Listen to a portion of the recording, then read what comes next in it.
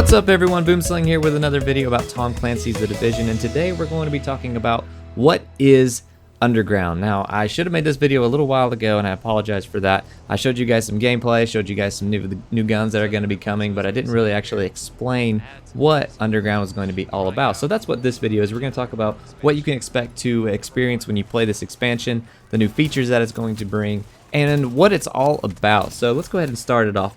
Underground is a new PvE activity. This has nothing to do with the Dark Zone, nothing to do with even in the open world. Actually, the PvE dungeons is what they are. They're actually randomly generated dungeons. They are going to be accessed through your base of operations. Now there's going to be a new elevator added to the base of operations, which then descends you into this totally new area of your base, and this is where you're going to be able to find your new underground vendor. There's going to be a resupply box down there, and there's going to be a stash down there. So everything you would expect to be in your base is going to be in this area. The underground operations table is where you're going to set up all of your encounters, and it's how you set up each individual randomly generated dungeon. When you first open up the menu, you're going to get two options: plan operation and matchmaking. Plan operation is how you choose your own dungeon setup. If you have like a team or anything like that, or if you set your fire team to open, you can have people matchmake into your current dungeon, which is what brings up matchmaking. This is, like any other kind of matchmaking in the game. You click on matchmaking, it's going to send you into an open game with other players so that you can play with them. Now, the next stage is there's three settings to choose from: your difficulty, your phases, and your directives. Now, the difficulty is pretty self-explanatory. On normal difficulty, your gear score is recommended 112. On hard, your recommended gear score is 160, and on challenging, your gear score is recommended to be at 200. Now, there's a new difficulty mode coming to both the underground dungeons and to missions and things of that sort. There's going to be heroic, and this is a recommended gear score of 230 with level 35 enemies. Heroic difficulty mode is no joke. This is one of the hardest things that you're going to be able to do in this game, and this is going to just add another layer of difficulty for players.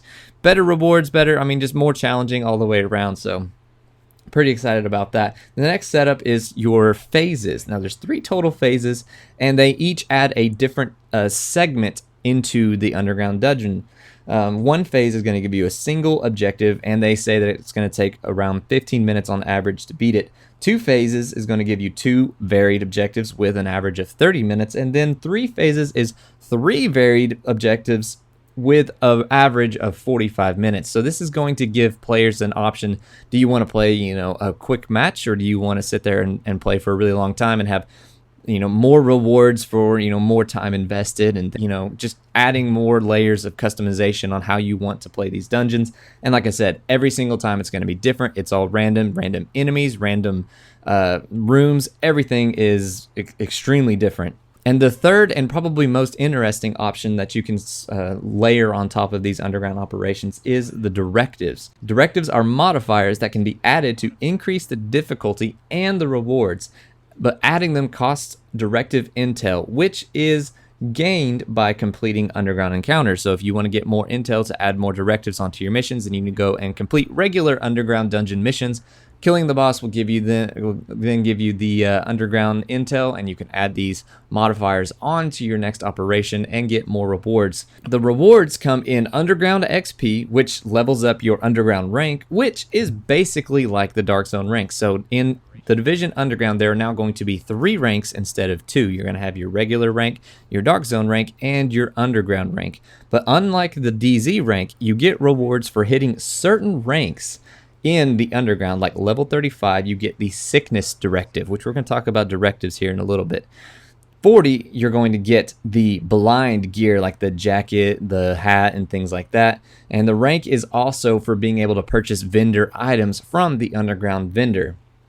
Now let's go back to the rewards, actual rewards from the directives. In the directives, you're going to get, like I said, underground XP. You're going to get high-end gear. You're going to get gear set gear and weapons. It's not gear, it's gear and weapons.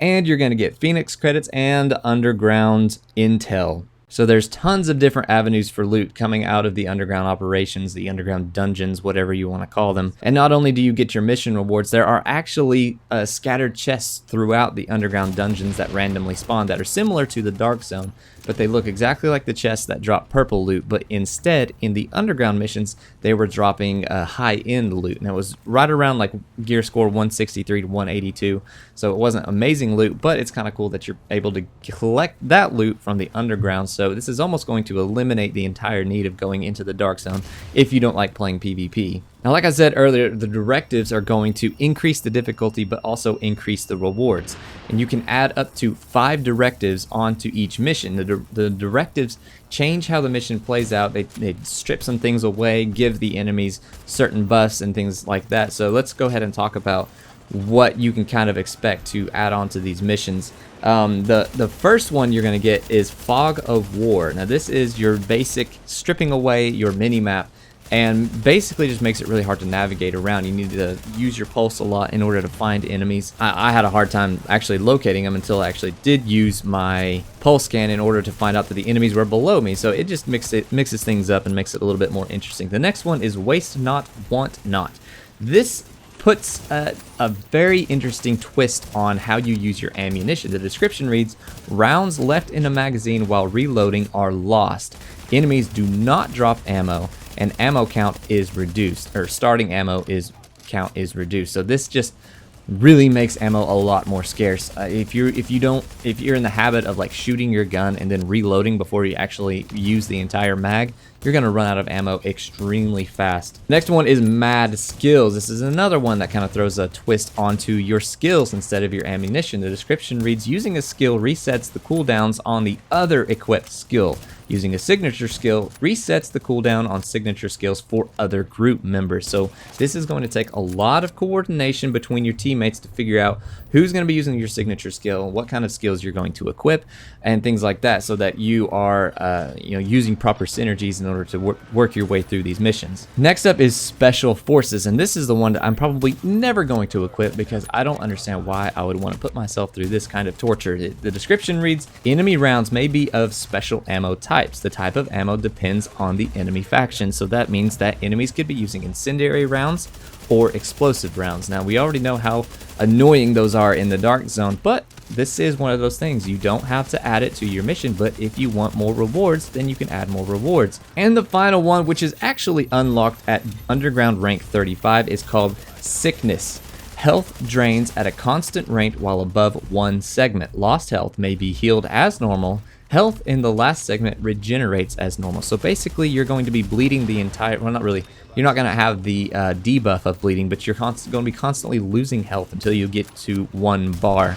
This is going to really be difficult to do. Now, all of these directives cost 1 directive intel, so if you add 5, you're going to use 5 directive intels, and each one busts your rewards. You start out with just regular underground experience, and then the more rewards you add, you get things like high-end equipment, gear score equipment, and weapons, all these different kinds of rewards that can be stacked onto these missions and make them a lot more worth it. And that kind of does it for the basics of what these missions are going to be like. Once you activate these, you then walk to a subway train, transports you into the mission, randomly generates the mission for you. You go in there, you fight a randomly selected faction, different kinds of missions to perform. I mean, everything is extremely random. You never know what you're going to get yourself into. You never can really plan for what you're going to be doing. And there are traps within these underground scenarios as well. Things like fire that you have to like shoot fire extinguishers to be able to pass through it. There's also skill jammers, which prevent you from using your skills until you either destroy the jammer or you just kill all the enemies without using any of your skills. But keep in mind that you're not going to be able to use any of your healing abilities or things like that. So you have to decide whether you're going to go kill that skill jammer or destroy that skill jammer, or you're going to just fight it like normal without any kind of skills. All in all, it's definitely a really good update. I had a ton of fun when I played it at E3. I think it's going to give players something new and fresh to experience, and it's going to keep the game it's just going to keep the game interesting. I'm really pumped for this. I can't wait to get all the new kinds of loot, the guns, the cosmetic items, all the new gear sets, all the kind of stuff like that. So I just want to take the time, let you guys know what the underground operations, the underground PvE segment is all about. I think people are going to be very pleased with this. I mean, it's not like anything groundbreaking, but it's definitely something that just layers on more content for players to experience and have fun with. So hope you guys enjoyed this video. Drop a like if you did. Subscribe for more Tom Clancy's The Division videos, content. And until next time, I'll see you guys in the next video.